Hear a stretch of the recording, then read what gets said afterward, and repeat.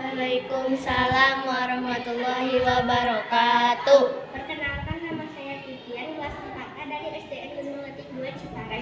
Saya di sini akan mempresentasikan review cerita yang berjudul Aku Tahu Tentang Laut, penulis Beni Samarjaya, penerbit Tiga Serangkai. Laut adalah sumber daya alam yang boleh dimanfaatkan oleh setiap negara.